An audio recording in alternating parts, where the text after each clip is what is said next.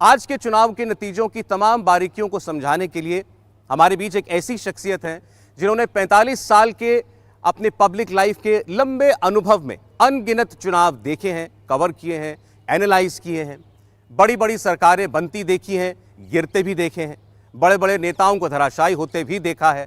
उन्होंने पिछले 4 दशक की राजनीति और 4 दशक के राजनेताओं को बड़े करीब से देखा, जाना, परखा है और कटघरे में खड़ा कर उनसे सवाल भी पूछे हैं। मैं बात कर रहा हूं इंडिया टीवी के editor in chief Rajat Sharma ji की।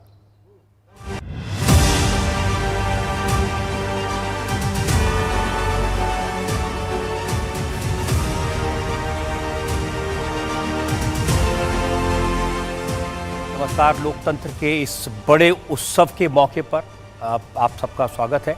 और सौरभ, मैं कहूँगा कि जितनी सरलता से, जितनी सहजता से आप प्रेजेंट करते हैं, जिस तरह से आप एक्सप्लेन करते हैं, वो बहुत अच्छा है और मैं वाकई में आपकी तारीफ़ करना चाहता हूँ।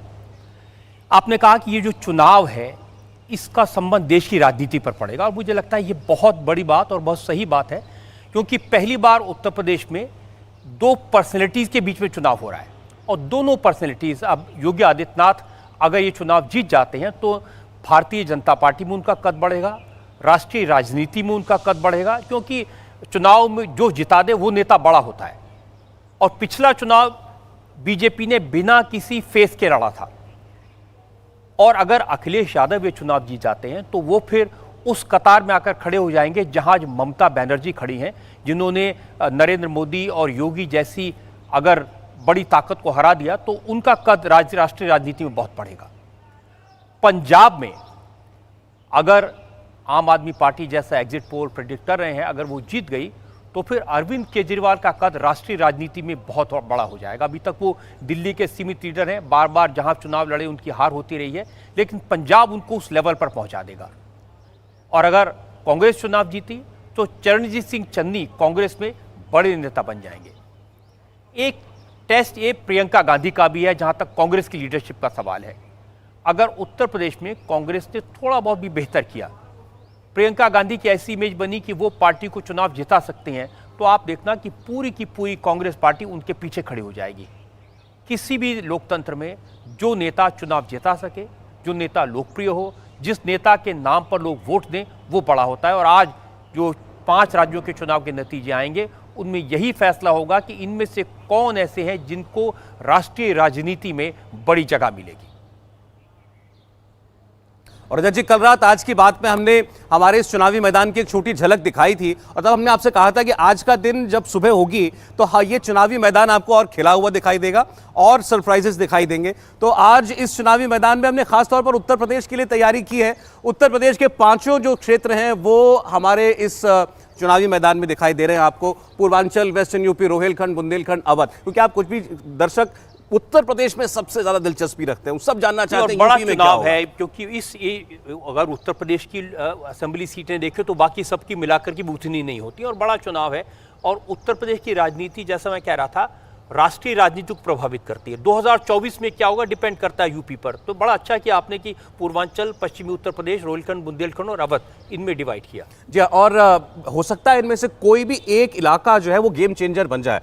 अगर हम पूर्वांचल से शुरुआत करें, मैं इसके साथ साथ ये और बता दूं हमारे व्यूअर्स के लिए कि हमारे जितने साथी हैं यहाँ पर, हमारे जितने रिपोर्टर्स, एंकर्स हैं, सब लोग फील्ड में गए हैं। 1-1.5 महीना जिन्होंने मैदान में बिताया है, तो ये समझते हैं कि किस सीट पर क्या होने जा रहा है। ये लोकल कैंडिडेट्स ही पहचानते हैं, लोकल फैक्टर्स भी, क्योंकि हम लोग आमतौर पर बड़ी बड़ी ट्रेंड्स पकड़ने की कोशिश करते हैं, लेकिन ग्राउंड पर क्या हो रहा है वही जान सकता है जो वहां गया। और आपने तो न जाने कितने चुनाव ग्राउंड पर जाकर कवर किए। मैंने एज ए रिपोर्टर किए हैं, एज एडिटर किए हैं, फिर टीवी में आने के बाद में किए हैं। लेकिन ये चुनाव बहुत इंटरेस्टिंग, और मैं कहूँगा 5 राज्यों में चुनाव बड़ा इंटरेस्टिंग है। 5 जगह कांटे की टक्कर है। आज के अगर 6 महीने पहले देखते तो लगता था उत्तर प्रदेश में योगी आदित्यनाथ वन वे है, कोई मुकाबला नहीं है, लेकिन अखिलेश यादव ने 6 महीने में गेम बदल दिया। पंजाब में आज के 4 महीने पहले लगता था अमरिंदर सिंह और कांग्रेस जीत जाएगी, लेकिन कांग्रेस खुद अपने पांव पर कुल्हाड़ी मारी, अमरिंदर सिंह को हटा दिया, फिर सिद्धू को लेके आए, फिर सिद्धू से बनी नहीं तो फिर चन्नी को लेके आए। कांग्रेस ने अपना नुकसान किया। तो इसलिए हर इलेक्शन बड़ा इंटरेस्टिंग है। गोवा में पहली बार मनोहर पारिकर के बगैर ये चुनाव लड़ा जाएगा और बहुत बड़ी पर्सनैलिटी थे, बड़ा असर था उनका, तो वो उसका असर दिखाई देगा। और उत्तराखंड में कोई पार्टी एक लीडर को प्रोजेक्ट नहीं कर पाई। बीजेपी ने 3 चीफ मिनिस्टर बदले एक 5 साल के टेन्योर में, इसका नुकसान हो सकता है। हरीश रावत बड़े नेता हैं, लेकिन कांग्रेस आखिरी वक्त तक उनको ये प्रोजेक्ट ही नहीं कर पाई कि ये हमारे नेता होने वाले हैं। तो मुझे लगता है बात करें पूर्वांचल से। जी हाँ, पूर्वांचल वो जगह है रजत जी जहां पर सारे बड़े नेताओं का गढ़ है। गोरखपुर में योगी आदित्यनाथ चुनाव लड़ रहे हैं, उसका असर भी होगा। प्रधानमंत्री वाराणसी से सांसद हैं। अखिलेश यादव की लोकसभा कॉन्स्टिट्यूंसी वहीं पर है। पवन वहां खूब गए हैं, नीतीश वहां पर खूब गए हैं। पवन नारा, नीतीश चंद्रा, आप दोनों ने पूर्वांचल को बड़ी गहराई से देखा है, चप्पा चप्प देखा है। हमारी ऐसी किस्मत नहीं थी कि हम जाकर के लोगों से मिल सकें। तो क्या इंप्रेशंस मिले आपको? देखिए सर, भीड़ सबसे ज्यादा फोकस इस पे है कि ओबीसी वोटर किसके साथ है, नॉन यादव ओबीसी। राजभर, मौर्य, बड़े बड़े दावे, इनकी रैली में भीड़ भी। लेकिन हम जनता से जब जाकर बात कर रहे हैं तो जिस तरह की दावेदारी की जा रही कि ये सारी जात हमारे साथ, वो जमीन पे हमें नहीं दिखा है।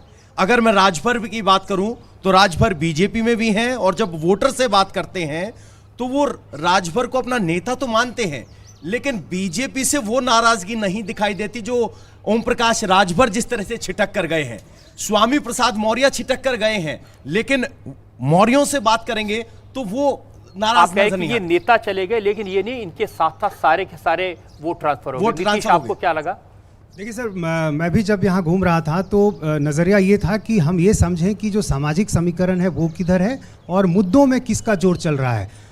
एक जो नई चीज़ मुझे देखने को मिली कि जो जाटव वोट बैंक है वो तो मायावती के साथ बिल्कुल खड़ा है, लेकिन जो गैर जाटव यानी दूसरी जातियां जो बच जाती हैं वो मुझे बीजेपी की तरफ जाती दिखाई दी। और वो उसमें मुद्दों का जो बड़ा जोर था, जो राशन की बात हम लोग कर रहे थे, जो फ्री राशन की बात आई कोरोना के समय में, ऐसा लग रहा था कि ये बीजेपी के लिए मुश्किलें खड़ी कर सकती है, ऑक्सीजन की कमी। लेकिन ये जिस तरह से फ्री राशन दिया गया उस दौरान, इसने बड़ा काम किया है। और साथ राशन एक ऐसी चीज़ है जिसको लोग महसूस कर सकते हैं।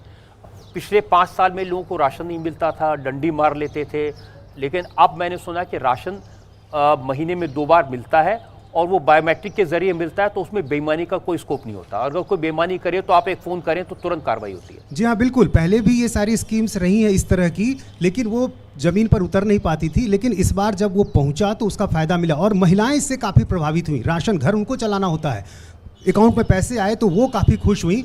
और जो इसका दूसरा पहलू है जो महिलाओं से जुड़ा हुआ है वो है लॉ एंड ऑर्डर।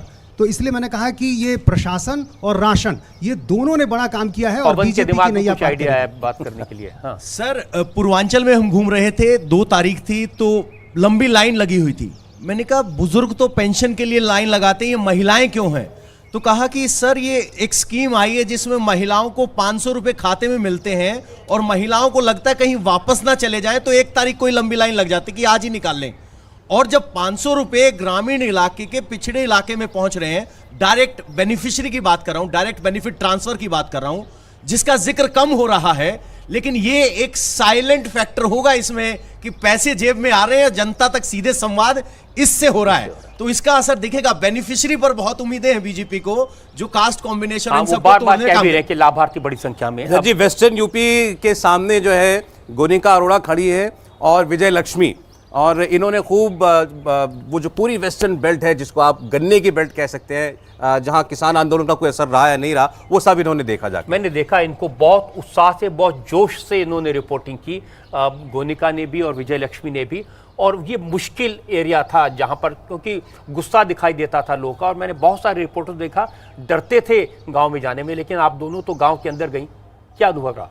बिल्कुल, गांव के अंदर रजत जी अगर बात करें तो जाट वोटर पर सबसे ज्यादा फोकस इस बार अखिलेश यादव ने रखा है और इसीलिए जयंत चौधरी को वो साथ में लाए हैं। पिछली बार आरएलडी सिर्फ 1 सीट पर सिमट कर रह गई थी जो कि बागपत से मिली थी, और बागपत जो कि आरएलडी का गढ़ था, जहां से चौधरी अजीत सिंह कई बार विधायक रहे हैं। इसके अलावा चौधरी अजीत सिंह को हराया है वहां के नेता सत्यपाल सिंह ने, और वहीं से पतन शुरू हो गया कि आरएलडी वहां से चुनाव हारना शुरू हो गई।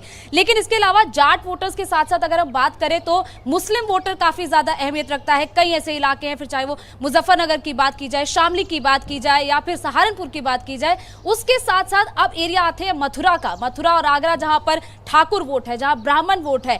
SC/ST वोटर काफी ज्यादा है और SC/ST वोटर इस बार कहीं ना कहीं बिल्कुल बीजेपी की तरफ जाता हुआ दिख रहा है। वो इसीलिए फोकस है क्योंकि इस बार मायावती को लोग विकल्प के तौर पर नहीं देख रहे हैं। मायावती इतने अच्छे तरीके से चुनाव में उभर नहीं पाई हैं और इसीलिए लोगों को लग रहा है कि जो राशन और प्रशासन की स्कीम है वो लोगों तक जा रही तो है। आपको लगता है कि मथुरा तक तो चैलेंज है, लेकिन मथुरा के बाद में वो चुनौती खत्म हो जाती है, वो योगी आदित्यनाथ के साथ है वहां के लोग? बिल्कुल, अगर हम बात करें कानपुर की तो कानपुर ऐसा इलाका है जहां पर दलित वोटर ज्यादा है और दलित वोटर जो है वो सबसे ज्यादा इस बार बीजेपी की तरफ जाता हुआ दिख रहा है। क्योंकि अगर हम बात करें पूरे उत्तर प्रदेश की तो 19% वहां पर दलित वोटर है, जिसमें 50% जाटव वोटर है। जाटव वोटर जो कि हमेशा मायावती के साथ जाता है, कभी आपको बीजेपी भी के लगा साथ कि रहा ये जो नहीं। जाटव वोटर है वो शिफ्ट हो जाएगा इस बार, मायावती से छिटक करके बीजेपी के पास जाएगा? ये बड़ी बात होगी। ये बहुत बड़ी बात होगी। और अगर हम मायावती की पॉलिटिक्स की बात करें या जाटव पॉलिटिक्स की बात करें तो बड़ा एक चंक है जो इस पश्चिमी उत्तर प्रदेश में